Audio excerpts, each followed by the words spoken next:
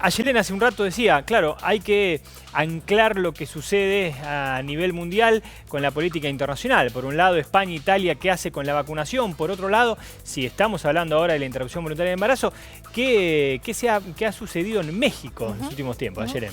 ¿Te recordás, Ariel, que cuando se debatía esto en diputados tomamos y analizamos el caso de Uruguay? Porque Uruguay fue el primer país de América Latina, en realidad después antes estuvo Cuba, ya hace casi medio siglo atrás con la legalización del aborto, después lo hizo Uruguay hace poco tiempo y no tenemos mucho más en la región. No. Por eso es que América Latina mira a lo que está pasando hoy en Argentina. Ahora, tenemos la excepción de Ciudad de México. En ese caso, hace 12 años que se legalizó el aborto, fue en el año 2007, donde la Asamblea Legislativa local de la Ciudad de México aprobó esto con una mayoría aplastante también de votos, que fue de 46 frente a 11 votos, si mal no recuerdo, la diferencia muy grande a favor de legalizar el aborto, y para eso tenían que modificar el Código Penal. Pero no a nivel país. No, no a nivel país. Esto lo hizo la Ciudad de México.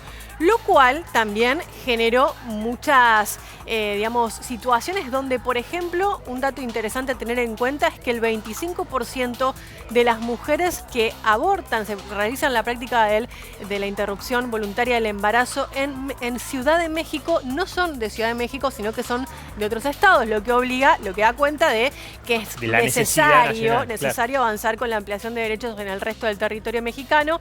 Así lo hizo. Habla bien de la Ciudad de México, sí. Atender no solamente a los residentes allí, definitivamente, ¿no? Así lo hizo Oaxaca, el estado de Oaxaca, hace un año, 2 años no más, siguiendo este ejemplo de la Ciudad de México, pero esto da cuenta de cómo las mujeres tienen que movilizarse a un lugar donde sea seguro. Otro de los datos a tener en cuenta importantes es que las mujeres que se practican el aborto en México, el 85% de esas mujeres lo hacen de manera ambulatoria, no es una intervención quirúrgica, es con el misoprostol, lo hacen de manera diagnosticada, van y se hacen sus estudios previamente y después, digo, porque uno también inmediatamente piensa en una instancia de quirófano. De operación, exacto. Y realmente, digamos, hay que tomar en cuenta que el 85% lo hace de una manera con una pastilla recetada por un médico, en el ámbito también de la salud, tanto pública como privada.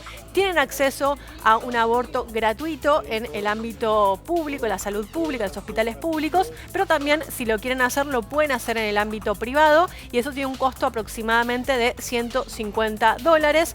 Cada un aborto que se realiza una mujer en México en el ámbito público, se realizan 3 en el ámbito privado. Esto también como para tener en cuenta con el tema de que se decía cómo se va a financiar esto. Un público, 3 privados. Sí. Hay que ver cómo es en general la atención sanitaria en México, bueno, ¿no? Pero es un número que sorprende. Sí, creo que tiene que ver también con acá mismo nosotros en Argentina, en Buenos Aires también, como, digamos, teniendo la posibilidad de la salud pública, también uno va a un privado porque, no sé, porque elige el médico por un montón de variables, ¿no? Sí. Porque tiene mejores condiciones o no, depende del caso, ¿no?